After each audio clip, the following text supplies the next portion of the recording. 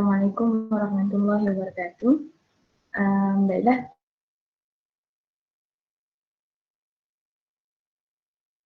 tentang mengenai krisis alam sekitar yang mana terdiri pada saya sendiri, Nur Atira binti Muhammad Rozi, dan Balkis binti Zulkhairani dan juga Syahzad Atira binti Muhammad Zulkifli.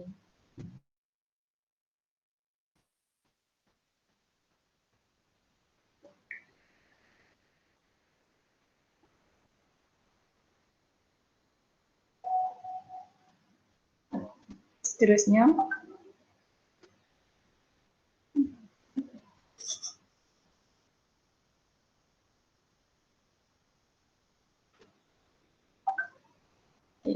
baiklah. Masalah pencemaran dan kemerosotan kualiti alam sekitar merupakan salah satu cabaran dalam kehidupan masa kini, baik di tingkat tempatan maupun global. Bencana melanda dunia hari ini adalah berpunca daripada kesan perbuatan manusia yang tidak bertanggungjawab itu sendiri. Dalam Al-Quran, Allah berfirman yang bermaksud telah timbul berbagai kerosakan dan bala bencana di darat dan di laut dengan sebab apa yang telah dilakukan oleh tangan manusia. Timbulnya yang demikian kerana Allah hendak merasakan mereka sebahagian daripada balasan perbuatan buruk yang mereka lakukan supaya mereka kembali insaf dan bertaubat.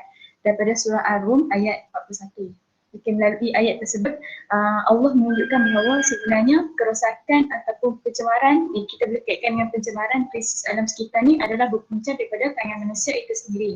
Oleh itu, dalam Islam, Islam amat menitik beratkan aspek penjagaan dan pemeliharaan alam sekitar bagi tujuan mewujudkan suasana yang harmoni, selesa dan seimbang. Baiklah, seterusnya saya teruskan kepada faktor berlaku krisis alam sekitar.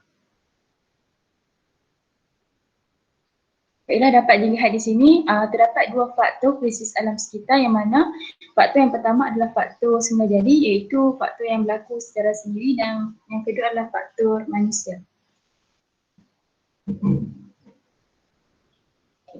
Baiklah, faktor semula jadi. Faktor semula jadi ini adalah yang mana pencemaran yang berlaku dengan sendirinya setelah berlakunya bencana alam. Contohnya gempa bumi, ribut taufan dan letusan gunung berapi.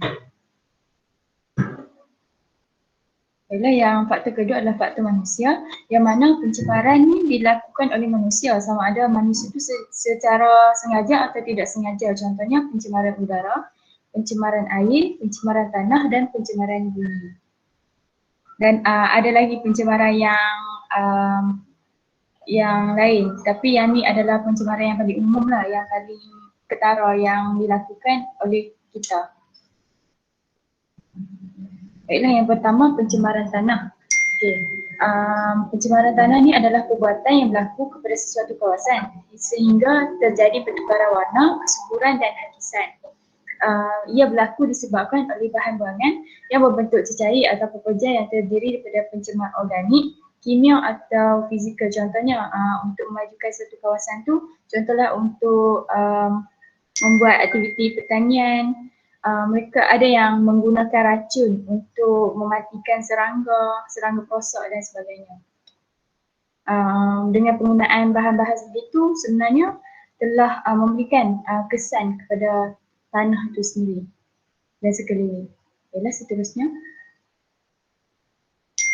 Yang ini adalah secara khususnya punca pencemaran tanah. Yang pertama adalah pembuangan sampah yang tidak terkawal. Pembuangan sampah ke tanah menyulitkan proses penyerapan air ke tanah. Contohnya pembuangan plastik.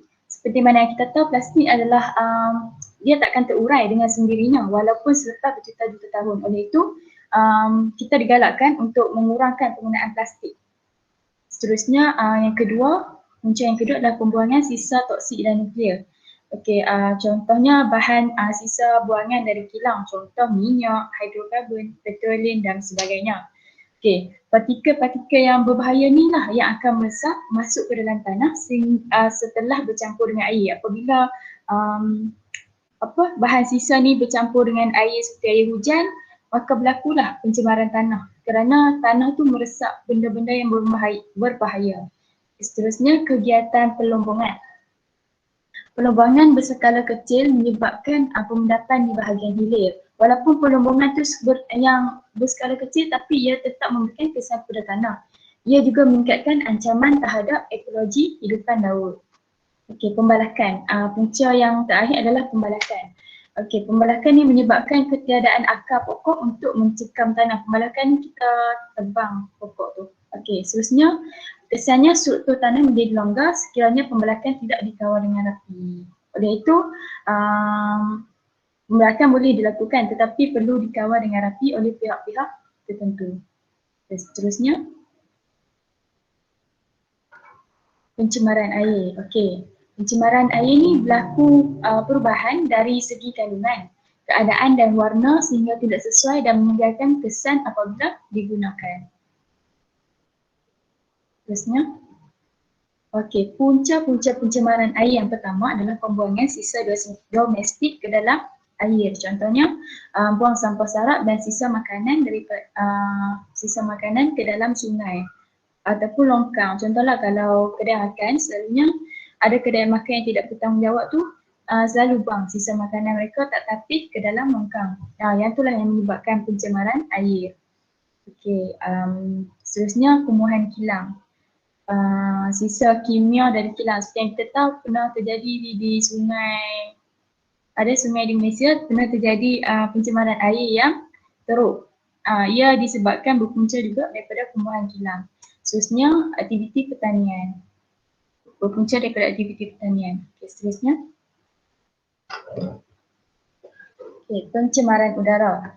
Okay, pencemaran udara ni merupakan satu keadaan yang melibatkan pengenalan sebarang kimia, jirim zarahan atau bahan biologi yang boleh menyebabkan mudarat kualiti udara, ketidakselesaan terhadap manusia atau organisma hidup lain serta merosakkan lab sekitar apabila ia dibebaskan di udara. Okey, perlu juga kita ketahui bahawa di bumi ni bukan kita sahaja yang hidup, tetapi ada juga haiwan-haiwan atau makhluk lain. Mereka juga terlibat. Mereka juga merasakan kalau berlakunya pencemaran, mereka juga hadapi benda tu. Okay, seterusnya. Okay, punca-punca pencemaran udara yang pertama adalah seperti yang kita tahu asap kenderaan. Asap kenderaan ni asap daripada motosikal, kereta, bas, lori dan sebagainya. Seterusnya asap kilang. Asap kilang ni apabila kilang tu melepaskan asap dan tak tapis, maka ia akan menyebabkan pencemaran udara. Okay, seterusnya pembakaran terbuka. Pembakaran terbuka ni selalunya kalau biasa terjadi di kampung lah, selalunya mereka akan membakar sampah sarap tu, sampah sarap di rumah mereka tu secara terbuka. Yang itulah yang menjadi salah satu sebab kepada pencemaran udara. Terus seterusnya.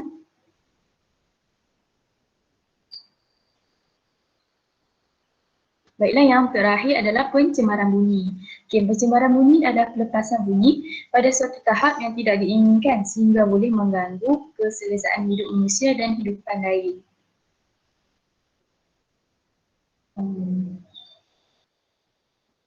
Okey, punca-puncanya adalah berpunca daripada kenderaan, perindustrian dan pembinaan. Okey, kalau punca yang datang daripada kenderaan boleh terbahagi kepada 3, contohnya udara. Okey, kenderaan di udara adalah kapal terbang, jet, manakala di darat kereta api, motosikal. Kalau di air kapal, kenderaan-kenderaan ni mengeluarkan bunyi-bunyi mereka yang tersendiri. Contohnya kalau bunyi kereta api ada bunyi yang sendiri, motosikal ada yang bunyi terlalu kuat. Yang itulah yang menyebabkan berlakunya pencemaran bunyi yang mana satu bunyi yang kita tak mau, yang kita tak terlalu nyaring lah. Seterusnya perindustrian. Bunyi-bunyi yang ada di kilang, bunyi mesin yang terlalu kuat dan sebagainya. Pembinaan. Okey, pembinaan kerja-kerja menghentam cerucuk. Okey, yang ni menyebabkan bunyi yang terlalu kuat. Okey, yang inilah yang menyebabkan pencemaran bunyi. Okey. Seterusnya. Okey, saya serahkan kepada Balkis.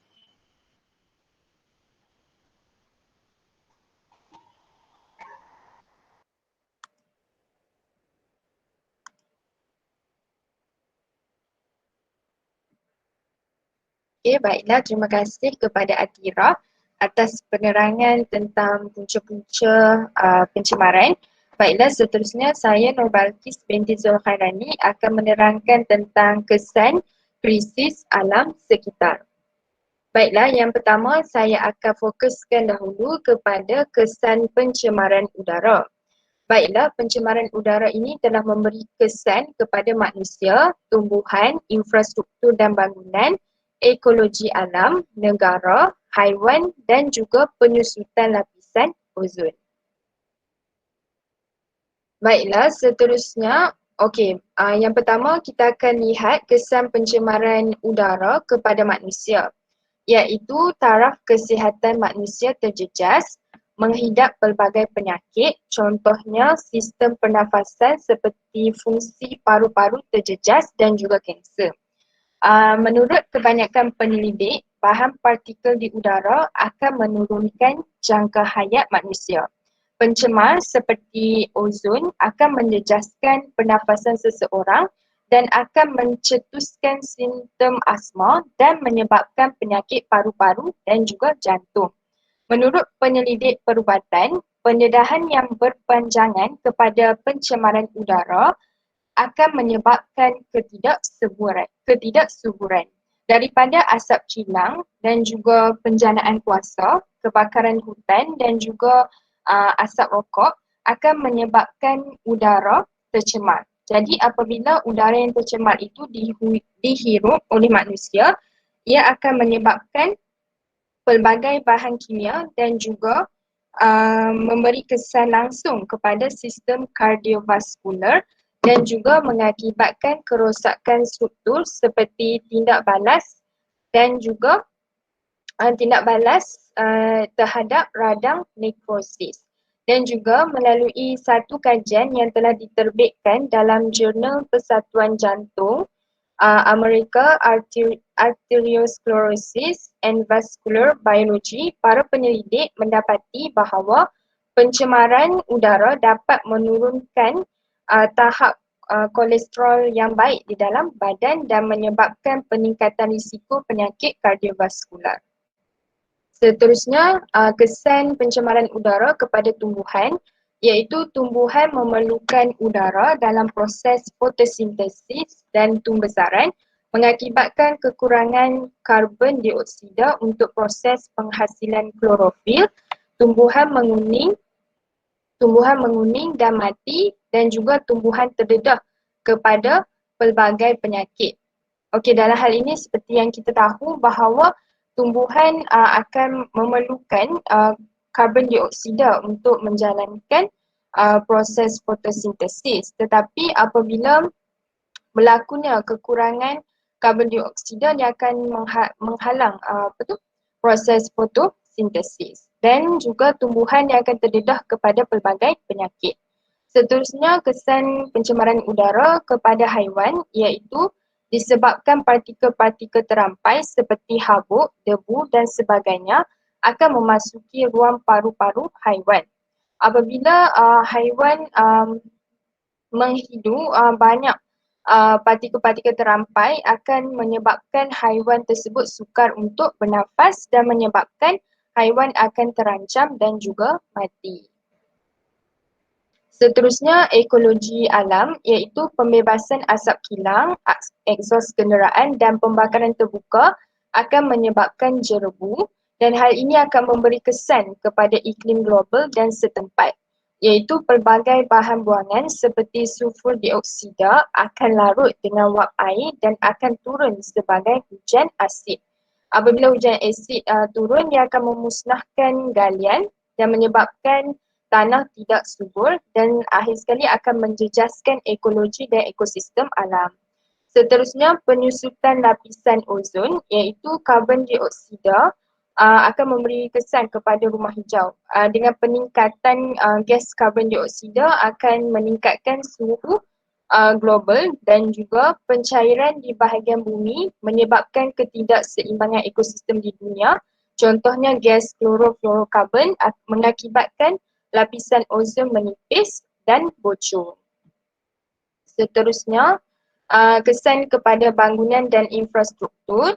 iaitu pencemaran udara ini akan menghasilkan banyak habuk dan jelaga yang akan mengotorkan bangunan. Gas sulfur dioksida dan nitrogen dioksida akan menyebabkan hujan asid dan hujan asid ini akan mengakir struktur konkrit dan juga batu kapur dan mempercepat proses pengaratan besi berlaku. Seterusnya, kesan pencemaran udara kepada negara iaitu memerlukan peruntukan yang banyak untuk mengatasi masalah pencemaran udara dan ia akan menjejaskan nama baik negara kerana ramai penduduknya yang tidak sihat dan menunjukkan kerajaan gagal dalam membangunkan negara dan nama baik negara turut tercemar. Seterusnya kita lihat pula kepada kesan pencemaran air iaitu yang memberi kesan kepada ekologi alam, haiwan, manusia dan juga negara. Baiklah, yang pertama sekali kesan pencemaran air kepada haiwan.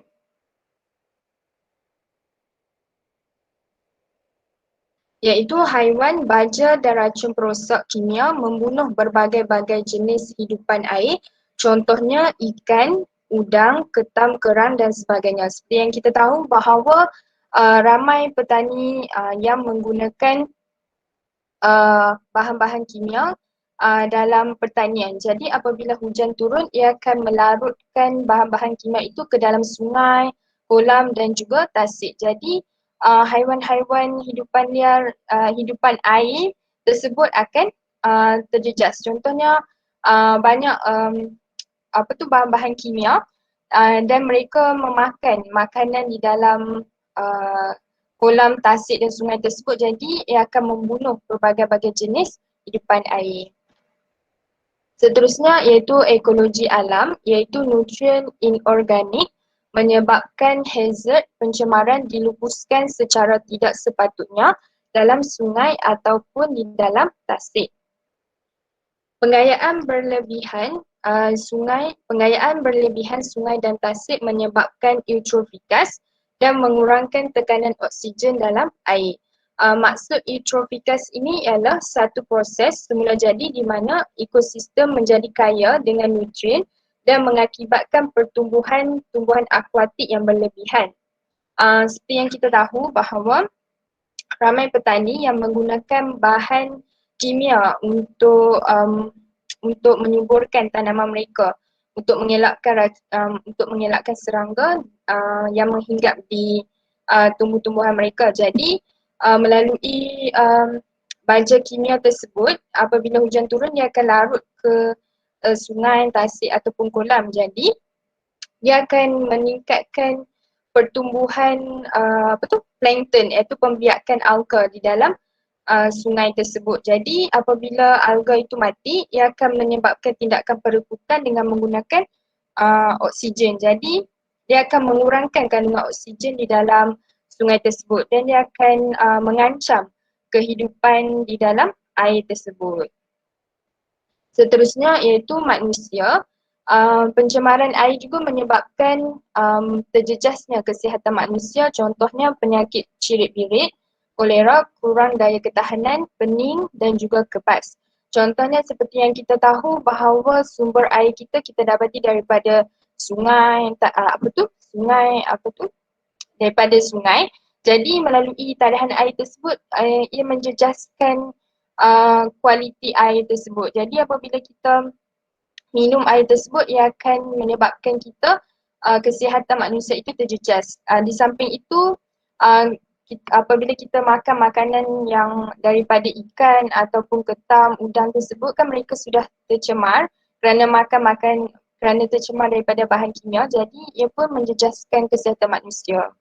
Dan juga menjejaskan ekonomi penduduk, contohnya aktiviti perikanan terjejas disebabkan berlakunya pencemaran air dengan kematian hidupan akuatik dan juga akhir sekali boleh menyebabkan kematian kepada manusia. Seterusnya negara iaitu menjejaskan ekonomi negara. Seperti yang kita tahu bahawa apabila aktiviti perikanan terjejas, ekonomi negara juga akan terjejas menyebabkan banyak peruntukan untuk memperbaiki kualiti air dan pembuangan sampah dan negara akan dipandang rendah oleh negara lain. Ini contoh daripada keratan akhbar iaitu air tercemar punca derita. Ini contohlah aktiviti perikanan yang terjejas, iaitu ikan hidupan akuatik mati. Seterusnya ialah kesan pencemaran tanah kepada manusia, tumbuhan dan juga tumbuhan, ekologi alam dan juga negara. Baiklah, yang pertama iaitu kesan pencemaran tanah kepada manusia, iaitu menjejaskan aktiviti harian manusia, contohnya mendaki, bercucuk tanam dan sebagainya, dan ia menyebabkan manusia tidak dapat menikmati keindahan alam, membunuh manusia secara perlahan dengan bahan radioaktif di dalam tanah, iaitu apabila kita makan makanan daripada hidupan akuatik. Jadi bahan kimia yang digunakan yang terkandung di dalam hidupan akuatik ataupun tumbuh-tumbuhan akan mengancam kehidupan manusia, membawa pelbagai jenis penyakit dan kuman seperti lalat dan tikus. Seperti yang kita tahu, pembuangan sampah, longgokan sampah itu juga adalah salah satu daripada punca pencemaran tanah. Jadi dengan longgokan sampah itu ia akan menarik perhatian banyak haiwan lain yang membawa penyakit dan kuman, iaitu lalat dan juga tikus. Seterusnya iaitu tumbuhan, tanah tidak sesuai untuk pertanian. Tanah tidak subur dan kualiti tanah merudum. Contohnya penggunaan bahan kimia, iaitu penggunaan racun serangga. Seterusnya, kesan pencemaran tanah kepada ekologi alam pula, iaitu mengurangkan jumlah hutan. Iaitu berlakunya banyak pembalakan, jadi ia mengurangkan jumlah hutan, kerosakan cerun dan tanah runtuh, menyebabkan hakisan tanah, iaitu daripada penggondolan bukit dan juga pembalakan. Dan ia akan menjejaskan kawasan tadahan air apabila berlakunya pengurangan jumlah hutan dan juga aktiviti pembalakan dan berlakunya banjir di kawasan tanah rendah. Seterusnya iaitu kesan kepada negara, iaitu merugikan dari sudut kewangan dan juga ekonomi. Contohnya melalui bencana seperti tanah runtuh dan juga banjir, jadi kerajaan perlu memperuntukkan banyak kewangan untuk memperbaiki semula infrastruktur yang dan kemudahan yang telah rosak. Jadi yang ini contoh kereta akhbar, penduduk bimbang ancaman tanah runtuh. Okay, dan seterusnya akhir sekali kesan pencemaran bumi terhadap manusia, persekitaran, haiwan dan juga negara. Baiklah, kesan pencemaran bunyi terhadap manusia iaitu menjejaskan kesihatan manusia, iaitu menjejaskan pendengaran manusia dan juga menyebabkan manusia menjadi tertekan, mengalami gangguan tidur, hipertensi dan juga pendengar akan mudah berasa letih dan juga menyebabkan kesihatan merudum. Contohnya daripada bunyi kenderaan, bunyi kereta api, bunyi mesin, pengilangan, siren, alatan elektrik, salakan anjing dan juga sebagainya.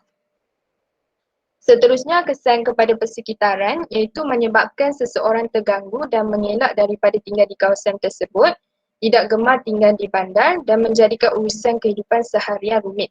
Contohnya tidak gemar tinggal di bandar ni, contohnya kita boleh lihat ibu bapa dan juga orang-orang yang lebih tua, mereka tidak gemar untuk tinggal di kawasan bandar kerana pencemaran bumi yang berlaku dan juga menjadikan urusan kehidupan seharian rumit. Contohnya pencemaran bumi ini menyebabkan urusan manusia menjadi sukar. Contohnya Google Meet di rumah, contohnya berlaku pencemaran bumi daripada kenderaan. Jadi ia menimbulkan stres kerana menghadapi kesulitan dalam menjalankan urusan harian. Seterusnya iaitu haiwan, menyebabkan tekanan, meningkatkan risiko kematian dengan mengubah sensitiviti terhadap mengesan dan mengelak pemangsa atau mangsa, mengganggu penggunaan bunyi mereka sebagai alat komunikasi terutamanya yang berkaitan dengan pembiakan dan navigasi, dan juga dedahan lampau akustik terhadap haiwan juga akan mendorong kepada kehilangan pendengaran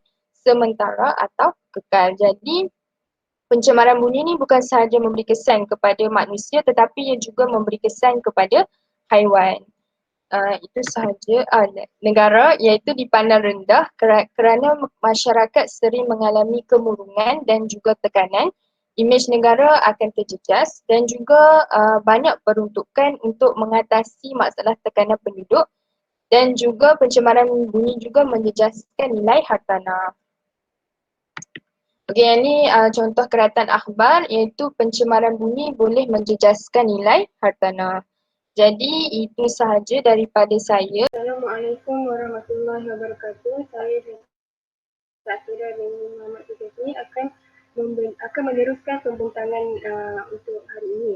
Baiklah, saya akan meneruskan pembentangan mengenai kaedah ataupun cara mengatasi isu ataupun krisis alam sekitar ini. Okey, baiklah, sebagaimana yang telah dijelaskan oleh rakan-rakan saya sebentar tadi, telah banyak krisis-krisis alam sekitar ni yang berlaku di Malaysia dan ini telah memberi kenyataan negatif terhadap kehidupan bumi, khususnya kita manusia lah. Okey, baiklah. Haruslah memikirkan atau melakukan pelbagai cara ataupun inisiatif bagi mengatasi isu ini ataupun krisis alam sekitar ini daripada terus berlaku.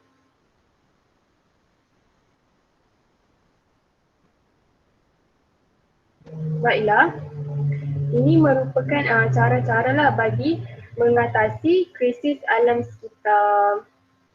Pertamanya, melalui penguatkuasaan undang-undang. Yang kedua, melalui perancangan dan pengurusan sisa yang sistematik. Dan yang ketiga, dengan memberi kesedaran. Dan yang keempat ni, melalui penggunaan teknologi moden.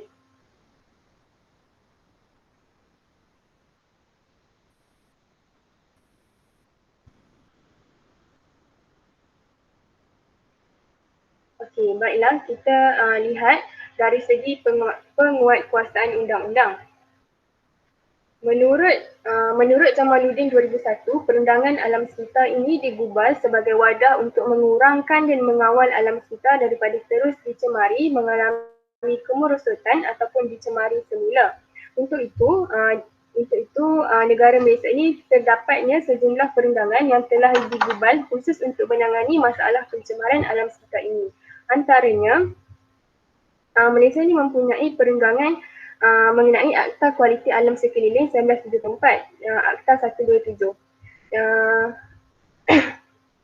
Berpandukan akta ini, pelaku-pelaku akan dikenakan hukuman ataupun tindakan dengan merujuk kepada seksyen-seksyen yang berada di bawah akta perundangan ini. Seksyen-seksyennya ialah Seksyen 22 iaitu mengenai sekatan mengenai pencemaran udara. Seksyen 27 iaitu mengenai melepaskan minyak ke dalam perairan Malaysia. Seksyen 29A iaitu larangan atas pembakaran terbuka. Akta Kualiti Alam Sekeliling 1974 ini dan seksyen-seksyennya ini akan digunakanlah sekiranya pesalah-pesalah ni melakukan kesalahan ataupun melakukan pencemaran alam sekitar.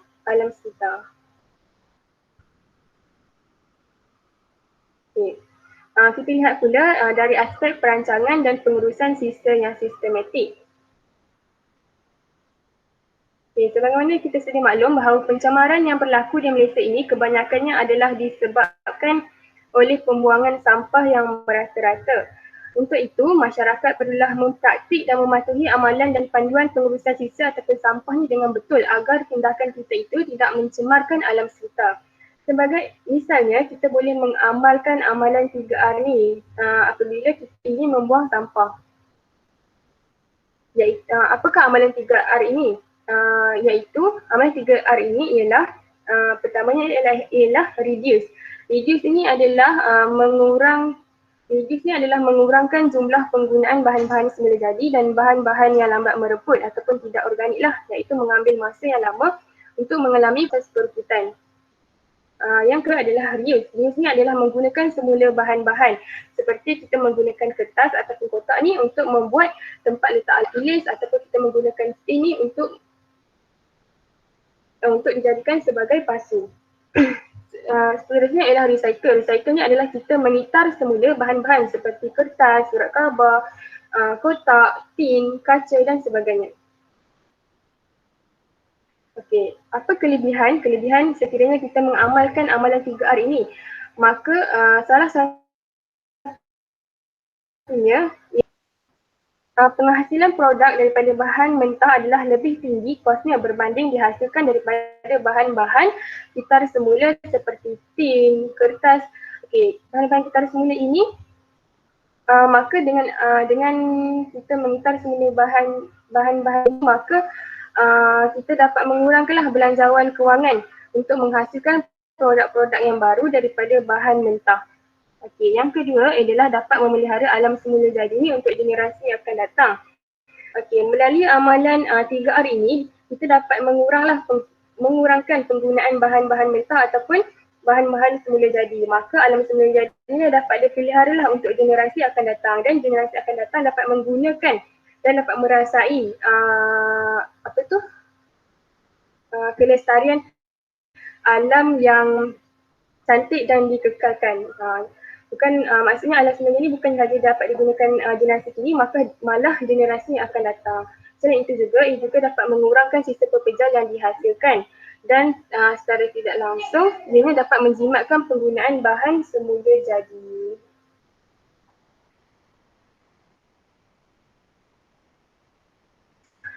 Seterusnya ialah bagi mengurangkan umumnya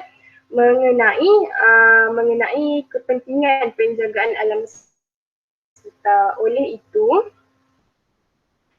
ibu bapa, pihak sekolah dan juga bidang masa ini berperanan pentinglah untuk memberi kesedaran ini. Sebagai contoh, ibu bapa ini perlulah mengajar anak-anak ini untuk menjaga kebersihan alam, seperti mengajar mereka agar tidak membuang sampah merata-rata, menjaga kebersihan rumah, mengajar mereka mengemas dan sebagainya. Selain itu, ibu bapa juga turut dijadikan suri teladanlah kepada anak-anak. Oleh itu, ibu bapa ni perlulah mempraktikkan penjagaan alam sekitar ni semasa di rumah atau di mana sahaja, kerana ini akan diikuti oleh anak-anak. Selain itu, ianya juga ibu bapa juga perlulah mendidik anak-anak ni untuk menghargai dan mencintai alam sekitar. Okey, seterusnya pihak sekolah juga tidak terlepaslah untuk memberi kesedaran ni kepada murid-murid ataupun para pelajar. Misalnya melalui subjek pendidikan sivik dan pendidikan moral. Misalnya dalam kelas ni guru boleh menyelitkanlah kepentingan menjaga alam sekitar dengan memberi tugasan kepada mereka untuk mencari isu-isu ataupun krisis-krisis alam sekitar yang berlaku di Malaysia, dan cuba untuk menyuruh mereka mencari jalan penyelesaian lah. Jadi ini sedikit sebanyak dapat memberi kesedaran kepada murid-murid ataupun para pelajar ni bahawa sekiranya mereka terus mengamalkan tabiat yang buruk, maka alam sekitar ni akan menjadi kotor dan tercemar lah. Okey, selain itu di sekolah juga mestilah adanya kelab alam sekitar, kerana melalui kelab ini akan diadakan kempen-kempen alam sekitar ataupun aktiviti gotong royong. Jadi murid ni akan terbiasalah dengan amalan-amalan untuk penjagaan alam sekitar ini. Selain itu, media massa juga memainkan peranan yang begitu penting dalam media massa lah, seperti macam televisyen, telefon bimbit. Sekarang dah banyak kan media-media sosial seperti Facebook, WhatsApp, Instagram dan semuanya. Jadi media-media massa ni lah memainkan peranan yang penting. Seperti menerangkan kepada masyarakat tentang polisi dan asas kerajaan tentang alam sekitar. Misalnya, media massa ni perlulah menguar-uarkan kepada seluruh masyarakat tentang hukuman yang akan dikenakan terhadap individu ataupun organisasi sekiranya didapati mencemarkan alam sekitar. Jadi masyarakat ni dapat lebih tahulah apa akibat-akibat yang mereka akan akibat yang dikenakan ataupun hukuman-hukuman yang akan dikenakan sekiranya mereka melakukan pencemaran. Selain itu, media massa umumnya ataupun khususnya media cetak seperti surat khabar, buku ataupun majalah ni untuk menyediakan sisipan khas bagi menyiarkan rencana-rencana alam sekitar. Hal ini kerana kita kat sini kita menggunakan media massa lah untuk mempengaruhi minda masyarakat ni dengan cara menyiarkan rencana-rencana alam sekitar, laporan dan memuatkan liputan-liputan yang lebih luas tentang alam sekitar ni. Dan ini merupakan langkah yang proaktif lah bagi meningkatkan kesedaran alam sekitar dalam kalangan pembaca. Seterusnya adalah penggunaan teknologi moden. Okey, baiklah. Sebenarnya kita tahu negara kita juga salah satu negara yang sedang meniti arus pemodenan teknologi. Jadi kita perlulah menggunakan kemudahan ini sebagai wadah untuk mengurangkan pencemaran alam sekitar pada hari yang berlaku pada hari ini. Misalnya, kita dapat lihat bahawa negara kita ni tidak terlepas daripada pencemaran udara yang disebabkan oleh asap daripada kenderaan dan juga asap daripada kilang. Namun, faktor terbesar yang menyebabkan pencemaran udara adalah daripada asap daripada kenderaan. Sebenarnya kita tahu asap daripada kenderaan ini terhasil disebabkan ada bahan bakar daripada petroleum. Petroleum yang kita gunakan pada hari ini adalah mengandungi plumbum. Jadi asap kenderaan yang dihasilkan ataupun yang dihasilkan ini terdiri daripada bahan-bahan yang berbahaya seperti benzina, hidrokarbon, nitrogen oksida, karbon monoksida dan karbon dioksida. Okey, sebenarnya nitrogen oksida ni asap kenderaan yang menghasilkan nitrogen oksida ni lah yang menyebabkan terjadinya hujan asid. Selain itu, gas karbon monoksida yang terhasil daripada asap kenderaan juga akan menyebabkan kita ni ataupun hidupan-hidupan ni menyukarkan untuk bernafas dan menyebabkan kesesakan nafas. Hal ini kerana karbon monoksida ini menyerap dalam darah dengan lebih cepat berbanding oksigen. Jadi menyebabkan badan kita akan mengalami kekurangan oksigen.